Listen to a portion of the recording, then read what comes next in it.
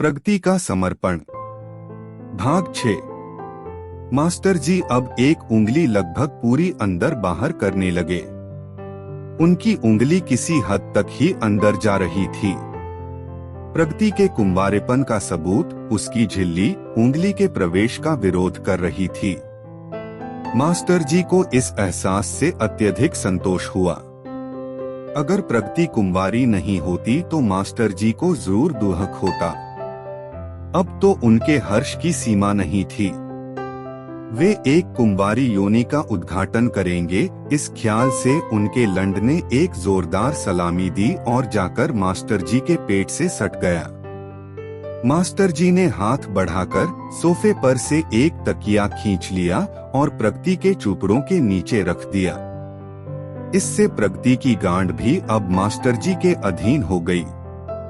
उन्होंने दोनों हाथों में तेल लगाकर एक हाथ से चूपड़ों पर मालिश शुरू की तथा दूसरे से उसकी चूप की। वे इस बात का ध्यान रख रहे थे कि उनकी उंगली से गलती से प्रगति की झिल्ली न भिग जाए। यह सौभाग्य तो वे अपने लंड को देना चाहते थे, इसलिए चूत की मालिश बहुत कोमलता से कर रहे थे। उन्होंने अपनी उंगलियां हौले हौले योनि के ऊपर स्थित मटर के पास ले गए, जो कि स्त्री की कामाग्नि का सबसे संवेदनशील अंग होता है। उसे छूते ही प्रगति के मुंह से एक मादक चीख निकल गई। उसका अंग प्रत्यंग हिल गया और योनि में से 2 से 3 बूंद द्रव्य रिस गया। मास्टर जी ने उसके योनिरस में उंगलियां भिगो लीं और उन गीली उंगलियों से उसकी गांड के छेद की परिक्रमा करने लगे। एक हाथ उनका मटर के दाने के आसपास घूम रहा था। प्रगति आनंद के हिल्लोरे ले रही थी। अब उसकी देह समुद्र की मौजों की तरह लहरें ले रही थी। उसका ध्यान इस दुनिया से हटकर मानो ईश्वर में लीन हो गया था। अब उसे किसी की परवाह नहीं थी। वह बेशर्मी से मास्टर जी का सहयोग करने लगी थी और निडर होकर आवाजें भी निकाल रही थी। उसकी योनि में संभोग की तीव्र ज्वाला भड़क उठी थी। उसका तड़पता शरीर भरपूर शक्ति के साथ मास्टर जी की उंगली को चूत में डलवाने के प्रयास में लगा था। और अगर मास्टर जी सावधान नहीं होते तो प्रगति मास्टर जी की उंगली से ही अपने कुंवारेपन को लुटवाने में कामयाब हो जाती। मास्टर जी ने अवसर का लाभ उठाते हुए एक गीली उंगली प्रगति की गांड के छेद में दबा दी। जैसे ही उन्होंने दबाव डाला, उनके दरवाजे की घंटी बज गई। वे एकदम चौंक गए। उन्हें लगा उनके दरवाजे की घंटी का बटन प्रगति की गांड में कैसे आ गया। उधर प्रगति भी हड़बड़ाकर उठ गई और अपने कपड़े ढूंढने लगी। उसे अचानक शर्म सी आने लगी।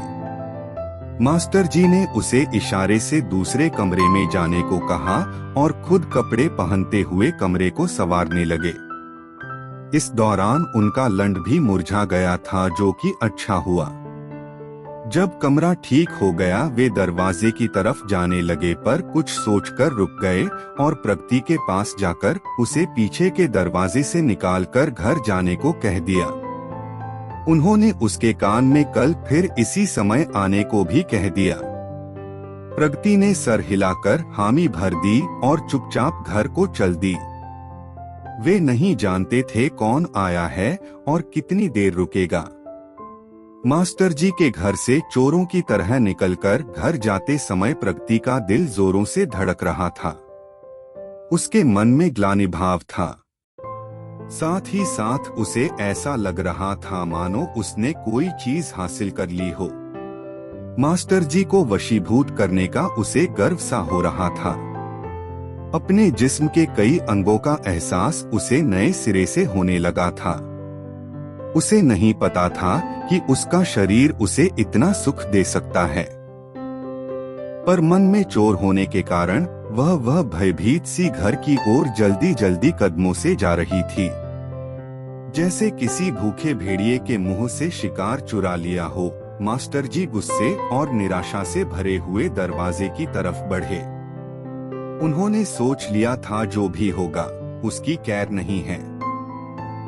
अरे भाई, भरी दोपहरी में कौन आया है? मास्टर जी चिल्लाए।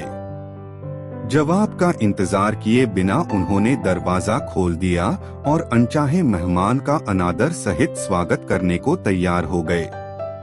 पर दरवाजे पर प्रगति की छोटी बहन अंजलि को देखते ही उनका गुस्सा और चिड़चिड़ापन काफूर हो गया। अंजलि हाफ रही थी। अरे बेटा, तुम कैसे आना हुआ? अंदर आओ। सब ठीक तो है ना? मास्टर जी चिंतित हुए। उन्हें डर था कहीं उनका भाड़ा तो नहीं फूट गया। अंजलि ने हाफते हाफते कहा, मास्टर जी, पिताजी अचानक घर जल्दी आ गए। दीदी को घर में ना पाकर गुस्सा हो रहे हैं।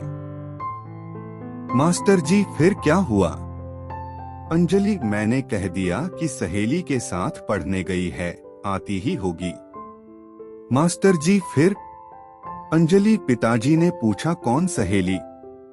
तो मैंने कहा मास्टर जी ने कमजोर बच्चों के लिए ट्यूशन लगाई है, वहीं गई है अपनी सहेलियों के साथ। अंजलि, मैंने सोचा आपको बता दूं, हो सकता है पिताजी यहाँ पता करने आ जाए। मास्टर जी, शाबाश बेटा, बहुत अच्छा किया। तुम तो बहुत समझदार निकली।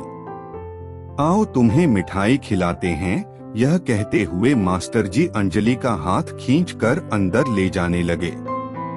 अंजलि, नहीं मास्टर जी, मिठाई अभी नहीं, मैं जल्दी में हूँ। दीदी कहाँ है? अंजलि की नजरें प्रगति को घर में ढूंढ रही थीं। मास्टर जी, वह तो अभी अभी घर गई है। अंजलि, कब? मैंने तो रास्ते में नहीं देखा। मास्टर जी, हो सकता है उसने कोई और रास्ता लिया हो। जाने दो, तुम जल्दी से एक लड्डू खा लो। मास्टर जी ने अंजलि से पूछा, तुम चाहती हो ना कि दीदी के अच्छे नंबर आएं? है ना? अंजलि, हाँ मास्टर जी। क्यों? मास्टर जी, मैं तुम्हारी दीदी के लिए अलग से क्लास ले रहा हूँ। वह बहुत होनहार है, क्लास में फर्स्ट आएगी। अंजलि, अच्छा। मास्टर जी, हाँ, पर बाकी लोगों को पता चलेगा तो मुश्किल होगी, है ना? अंजलि ने सिर हिलाकर हामी भरी। मास्टर जी, तुम तो बहुत समझदार और प्यारी लड़की हो। घर में किसी को नहीं बताना कि दीदी यहाँ पर पढ़ने आती है। माँ और पिताजी को भी नहीं। ठीक है। अंजलि ने फिर सिर हिला दिया। मास्टर जी, और हाँ, प्रगति को बोलना कल 11 बजे जरूर आ जाए। ठीक है। भूलोगी तो नहीं ना? अंजलि, ठीक है, बता दूंगी। मास्टर जी, मेरी अच्छी बच्ची, बाद में मैं तुम्हें भी अलग से पढ़ाया करूंगा। यह कहते कहते मास्टर जी अपनी किस्मत पर रश्क कर रहे थे। प्रगति के बाद उन्हें अंजलि के साथ खिलवाड़ का मौका मिलेगा, यह सोचकर उनका मन प्रफुल्लित हो रहा था। मास्टर जी, तुम जल्दी से एक लड्डू खा लो, बाद में खाऊंगी, बोलते हुए वह दौड़ गई। अगले दिन मास्टर जी 11 बजे का बेचैनी से इंतजार रहे थे। सुबह से ही उनका धैर्य कम हो रहा था। रह रह कर वे घड़ी की सुइयां देख रहे थे और उनकी धीमी चाल मास्टर जी को विचलित कर रही थी। स्कूल की छुट्टी थी, इसीलिए उन्होंने अंजलि को खास तौर से बोला था कि प्रगति को आने के लिए बता दे, कहीं वह छुट्टी समझकर छुट्टी न कर दे। वे जानते थे 10 से 4 बजे के बीच उसके माँ बाप दोनों ही काम पर होते हैं और वे इस समय का पूरा लाभ उठाना चाहते थे। अगर आपको हमारे वीडियो पसंद आ रहे हैं तो प्लीज लाइक करें, शेयर करें, कमेंट करें और चैनल को सब्सक्राइब करना न भूलें।